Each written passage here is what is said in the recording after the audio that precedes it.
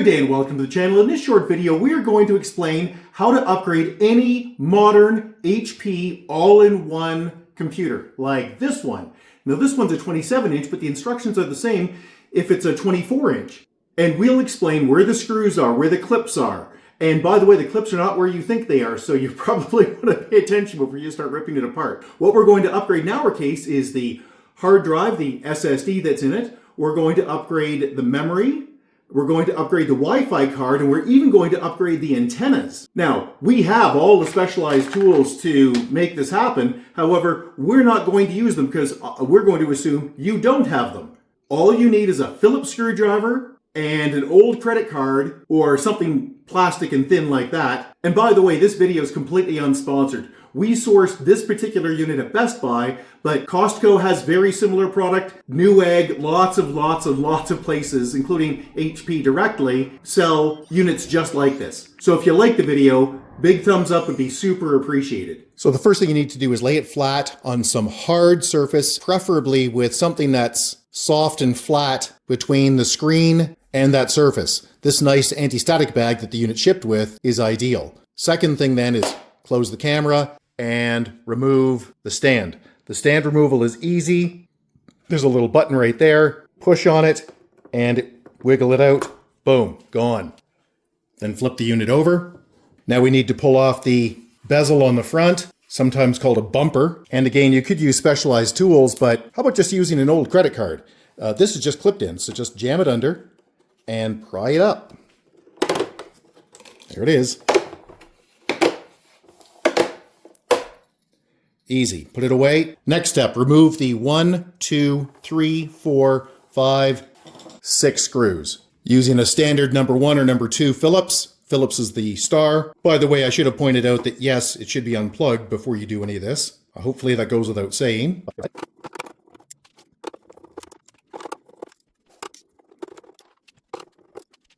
Magnetic tip is always handy, but not an absolute requirement. Now comes the fun part, which is to release the monitor from the clips that are holding it in. And the clips are not at the edge where you would expect them to be. They're actually about here on both sides. So how do you do that? Well, it's not too hard. Here I'm going to use a ruler to pry this out. And what you do is use the credit card to go along and get under it. There we go. Just keep applying that pressure. Screens have a certain amount of flex, so you don't have to worry too much about damaging the screen. Keep prying that up. By the way, there are no cables around the outside edges, other than near the bottom in the middle, which you already have released. So you don't have to worry too much about that. I'm going to take this ruler, but you could use another credit card or something else and just pry it across. Let's do the same on the other side.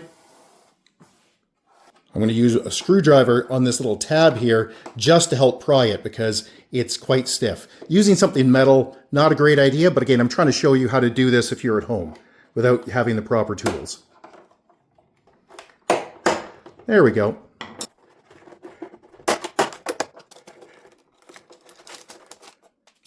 And just keep working your way around. Now you can see we have it pried up on both sides, and you might be tempted to just lift it up from the middle here. But that's a bad idea because there's a ribbon connector right here. The screen actually comes up this way, not from the bottom up. It goes from the top down. Around the top there is the camera pop out, and there are no clips there. They're on both sides, but not where the camera is. So we just keep working it. Lift the monitor with your fingers a bit. And ooh, look at that, it's just popping out. Yay. Keep sliding and popping. Remember, there are no electronics under here, just the monitor itself and the plastic. So apply some pressure and it will pop. There we go, popped, yay. Lift the monitor. All right, so now you can see in the unit, and I can tell you that the most fragile part of this entire computer is this ribbon cable. This is a very expensive, incredibly hard to find part. No, HP doesn't sell them. You won't be able to get it if you do damage it. And these are zero insertion force sockets, ZIF sockets. And if you damage them, you're in hell. So just be careful with these. To lay the monitor flat so we can get to the motherboard, there's a couple of things that we should probably do. The first is we can either disconnect the power right here, or we can simply pull the tape off. I'm going to simply pull this little unit out. You just wiggle it out. Now this ribbon cable is usually long enough that I can lay the monitor out without having to take it off. I hate taking this ribbon off.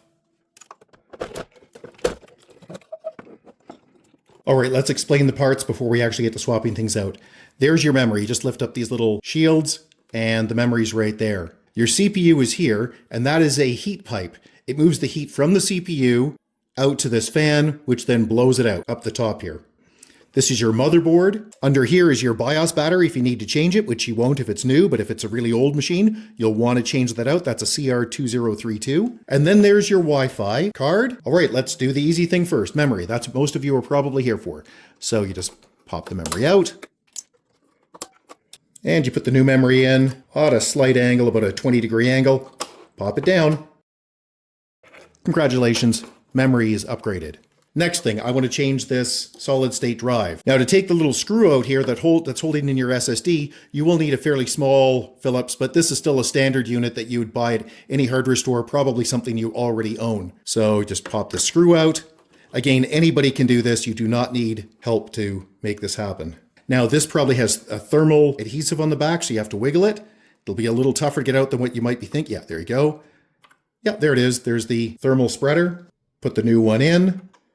Pop it down. That little blue thermal spreader is fairly sticky, so it should hold that in place for you. And you can just screw that back in. Boom, there's your hard drive upgraded.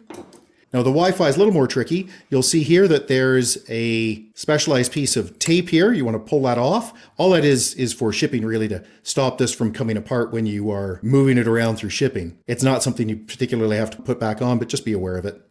Then take the screw out. Just slide that straight out. And my screw went underneath. There it is. I've got the screw. We have a separate video on how to change this card out, and I'll put a link in the top right-hand corner for you. Just pull these through the chases.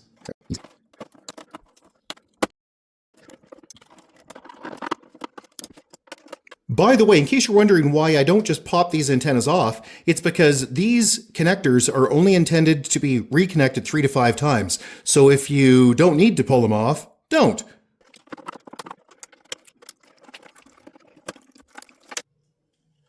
This is just an NGFF, or New Generation Form Factor, better known as an M.2 slot. And so you just pop your new Wi-Fi card in, screw it down.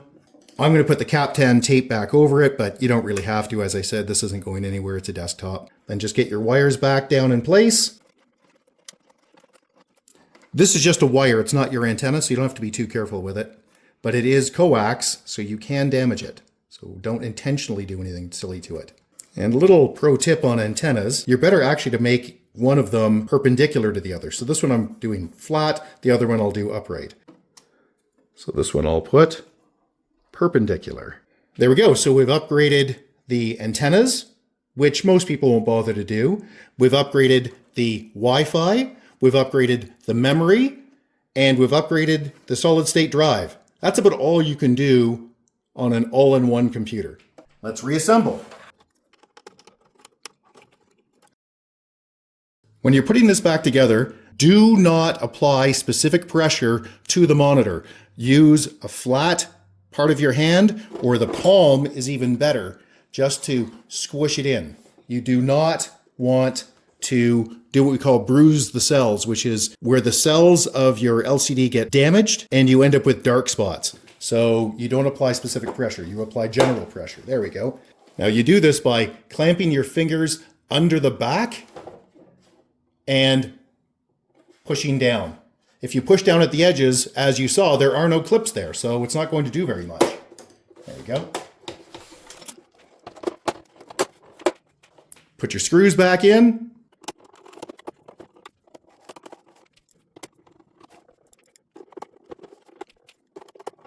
After you have them in, go back and torque them again. Not hard. Remember, you're just screwing into plastic. Note that these screws have nothing to do with the operation of the computer. If you didn't have any screws in, it would still power up and work just fine. Now take your bezel. I like to start from the middle again and just snap it out. Just with my fingers. Easy peasy. Take your base, slide it on. So I've just plugged the power in. Let's see if it powers up. And by the way, I cheated. Yeah. So while I had it apart, I stopped the camera and I powered it up because, as I mentioned, the screws along the bottom here have nothing to do with the actual operation. All you have to worry about is that your components are in correctly and that the cables are connected inside. It doesn't have to be clipped in to work. And I knew it was going to come up. All right, so it's come up and I see it wants me to re-enter my OneDrive credentials because it probably knows it's a new machine. That's just fine. Now let's right click and go to Device Manager and make sure everything's come up. I've found, by the way, to get this Qualcomm card to work, I have to go into the BIOS and disable USB boot, and then I enable network boot and then re-disable network boot. Then when I power up, the card is found. I've seen this several times before. It's an annoyance, but anyway, that's that. I want Wi-Fi 7, so let's right click and go to Disk Manager. There it is. There's my 4 terabyte drive that I already had Windows on. So let's close that. Let's go to Task Manager. Make sure the memory is there. Yep, I've got 32 gig. That makes me happy. All of the hardware is functioning. Now I want to right click and go to Settings, and I'm going to force an update because I want to check to see if there's any driver updates. Now, I pulled the SSD from an existing one of these units, which is why everything's moved over so smoothly. However, if you need to install Windows because you've got a fresh SSD you've just put in, we'll put a link in the description below so that you can follow those instructions. It's not very hard, but if you've never done it before, there's a few steps that you probably just won't guess. But you can do it. You do not need a tech to do that work. So hey, if you found the video useful, big thumbs up would be super appreciated. Subscribe's also appreciated. And if you have any questions or concerns, you can always get a hold of us directly at www.urtech, that's www.urtech.ca, or you can leave a question or comment below, because if we don't get back to you, yeah, you just know somebody on YouTube will have an opinion and they'll tell you what they think. So hey, have a great day. Bye-bye.